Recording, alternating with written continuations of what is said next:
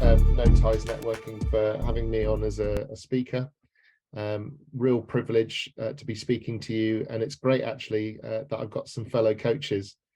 Real camaraderie in the coaching community, and we've got an international coach as well in Geneva. So nice to meet you, Tamara. And yeah, what I want to do in the next 10 to 15 minutes is just kind of take you through this coaching model called Grow, which some of you may be familiar with, some of you may not be. But what I love about this tool, and again, it's used by coaches the world over and leaders and other people in businesses, and you can use it for yourself, either to self-coach yourself or actually coach other people you come into contact with, either in your business or otherwise. So yeah, kind of looking at this from a very practical perspective. And one thing I would say about me is that, I'm very, very practical in terms of my approach to my coaching. I don't really like theory too much. I know theory is important, and maybe some of the other coaches are kind of pulling their hair out saying no, theory is important, and yes, it is. But for me, and particularly with my clients, I just think it's really important that they kind of have a very grounded experience. So Grow. Practical coaching model driven by a powerful coaching philosophy. This is a model that's used very flexibly in terms of conversations, meetings, kind of everyday leadership to unlock potential and possibilities. And it's so simple that even someone like me with a name like Simple Simon Says can use it. It was created by the great Sir John Whitmore and colleagues back in the 1980s. So this has been used for kind of 40 or 50 years. So again, like any kind of good model or kind of practical framework, if it wasn't useful and successful, then it just wouldn't be used. And it's actually the most popular for kind of solving problems, goal setting, performance management, and things like that. So again, this is why I'm presenting it to you today. And why is it so simple? Well, this is it. There's no kind of grand reveal per se. There's 4 stages within this process, within this framework, that essentially is used as a leadership tool or a tool to help people solve their personal or professional challenges. And Grow, obviously you've got the acronym there, means goal, reality, options, and will. And we'll look specifically at each of those kind of areas. But again, there's no kind of shiny penny here. It's these 4 stages that effectively, if you use these to coach yourself or other people in your organization or stakeholders or even clients and customers, again, you will help them move forward to achieve their goals. And it's much loved within the coaching community. It's deceptively simple, which is why some people kind of, a bit remiss about it. But I promise you, if you use and apply this either for yourself, and I'll give you a kind of toolkit to actually use this for yourself as well as other people. And it's really the kind of backbone of the kind of coaching world. There are other coaching models and frameworks available, but again, this is the most popular and simple one that people use. So how does the Grow model work? Well, as the Grow model image shows, the name is the acronym for Grow Coaching. So G for goals, R reality, O for options, W for will, and with a few powerful coaching questions, which is really kind of predicated in the process and how you use it, you can quickly raise awareness and responsibility in each area. So we'll just look at those in each area kind of individually.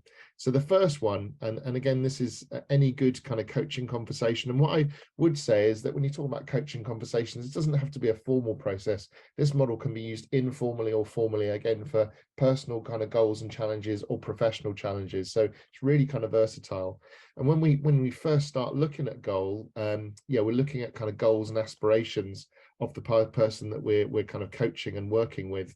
And really what we're talking about here is, it's not just a kind of smart objective, it's being able to have that flexibility of thought and to really think around the challenges that there are. So it's, goal could be, I want a promotion, or a goal could be, well, how do I become a better manager? It could be a whole range of different things. It could even use a grow process in the sales arena. So maybe Rishi and we should have a chat about this, because I think it could be applied in that. We're actually, rather than it just being a straight pitch, you can talk someone through the various stages to get them to the point that you want them to. So it's very, very flexible. So kind of goal is the is the kind of starting point. Then you move to current situation and internal and external obstacles. So again, it's your reality, and that's really where the R comes into. What is your real life situation? What are the things that are affecting you not being able to achieve your goal, which you kind of covered in that first step? So again, that's really important. And again, starting to look at what are the internal and external obstacles, different things that are getting in the way of you achieving that goal or objective that you have.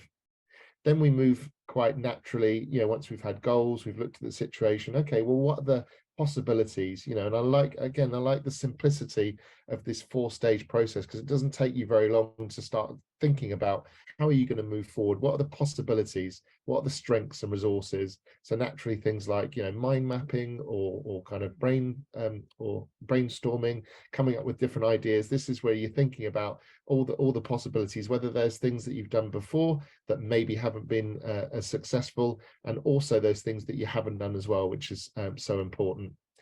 And then you move on to the kind of final stage, which is the W, which is the kind of will, or I also use it as kind of ways forward, the actions and the accountability. This is where the rubber really hits the road with this model, in terms of, okay, so we've talked about your goals, we've talked about situation, things that are holding you back, possible options, and maybe you've got 10, 15, you might have 20 different ideas. What are the things that you're going to sort of specifically pull out as your actions that you're going to use to move yourself forward towards that goal? And again, it's just such a powerful model, because it's so, like I said, that point I made before, it's so practical, it's so easily applicable into lots of different scenarios. And again, you can work with someone in terms of coming up with actions and accountability. Now, one thing I would say is, and again, this could be a debate for the other coaches and maybe the Q&A, some people in the coaching world don't believe that you should provide any guidance or any advice and things like that. I take a slightly different view. The 3 hats is the coaching, mentoring, and advising. And I've often found that you can't really coach knowledge in a situation. So again, this is for you to debate for yourself and to decide what works well for you. But personally, I very much work in a way that allows people to come up with their own options, but you also supplement that with an external view if that's something that they would like. Not everyone's up for it, and that's fine. But again, it's one of those things that if a client's or someone that you're coaching's hitting their head up against a brick wall because they just can't find a way forward, I think it's also possible to provide some options, and as long as they take responsibility for what action they take as a result of that, I think that's absolutely fine. And again, I've built a successful business on that. So that's grow, those 4 different stages. So I'm going to give you something very practical to take away, which is really important. So I think we can share these slides kind of after the session. You can use grow for self-coaching, and this is an exercise that has 4 different stages and a series of questions that you can ask yourself to actually coach yourself on a challenge that you've got right now, whether that's building a bigger network. Could even be, how could you be more effective in networking sessions like no ties networking or others that you're doing? How can you grow and increase sales? How can you create a CPD program? How can I deal with a difficult customer, or client? These are all different things you can use. So what I've provided here is some examples of some questions that you would use at each of those stages in the grow model. So the first one around goal. And again, there's a bit of a pattern here. It tends to be using kind of open questions in the coaching format is something that's very, very useful and helpful to do, rather than kind of closed questions for people. So things like, what would you like to work on? What would you like to have after answering the set of questions? Is it a step forward? Is it a strategy? Is it a solution? What is the goal related to the issue? When are you going to achieve it? What are the benefits of you in achieving this goal? Who else will benefit in what way? What will it be like for you to achieve your goal? And what will you see, hear, and feel? Which again is very powerful in terms of really manifesting that goal and that outcome that you're looking for. So these are just a selection of questions, and I'm sure you'll probably come up with your own questions as well as you use this model moving forward. So that's goal. Then you move on to reality. So reality is, as we're talking about, your current experience, the current sort of sets of challenges. So things about what action have you taken so far? And again, that's always good to look at that, just to review that, just to see where you've had success or where you've not had success. What is moving you towards your goal? So again, what are your motivators? What are your drivers? and what is getting in the way. So we're talking about barriers and things that are kind of stopping you or the person you're coaching moving forward and making progress towards that goal. So that's reality. Then we move on to O, so stage 3. So for options, we're talking about what different kinds of options do you have to achieve your goal? What else could you do? What are the principal advantages and disadvantages of each? You could also use a scale question in terms of, certain options, how motivated are you towards potentially choosing that option from 0 to 10? Always really good to use that in coaching. And again, just gives people, or gives you and the person a bit of a reference point in terms of where they're moving. And again, anything that relates to kind of options and coming up with different sort of points of view and different ways forward is definitely something that you need to do. So that's the kind of options. And then we complete with the will, or the ways forward. So they're kind of interchangeable, really, that kind of wills, or what will you do? What are the ways forward? So, obviously one of the key questions is going to be that first one, number 14, which options will you choose to act on? When are you going to start each action? And you can, within this stage, this is very much about making that plan in terms of what they're going to do going forward. So, that could be a marketing plan. That could just be, a post-it note. It could be, a one-pager. It could be a whole range of things that turns into. But, what is it that you, in this case, or someone that you're coaching, what are they going to actually do? And there's that scale question again, in terms of how committed are you on a scale of 1 to 10 to taking each of these actions. Again, that's a really important question, just because if anyone's kind of 6 or below, maybe there's a little bit more work that you need to do to find out why their motivation is low and work on that before they kind of launch into their program. So you've got questions like that. And if it's not a 10, what would make it a 10? Again, getting them to think outside the box and to kind of vision for the future. And then what will you commit to doing? So again, that's actually kind of holding someone responsible for their actions, not making it just a nice conversation, but actually something that's really directed and driven towards helping them. So that kind of takes you through the exercise. Hopefully you'll find that useful. What I'm just going to do now is just kind of throw it open just for a minute.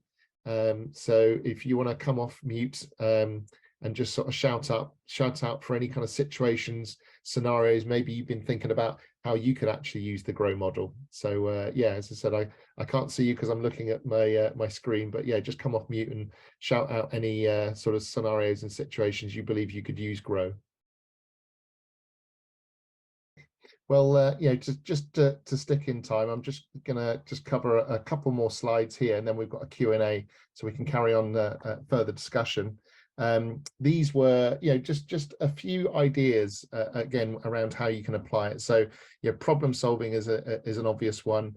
Mentoring, team development, conflict resolution. Again, not one that would necessarily come straight to mind, but again, it's just a way of pragmatically looking and kind of deconstructing, where you've got a challenge with someone or within a team.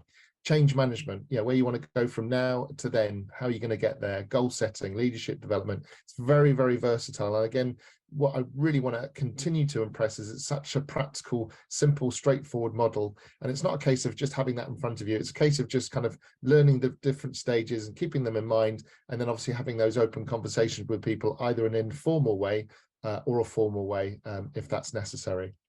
If you're interested to learn more about GROW and Sir John Whitmore, can highly recommend Coaching for Performance, which again you can get on. You can normally get some secondhand, some cheap secondhand versions on Amazon.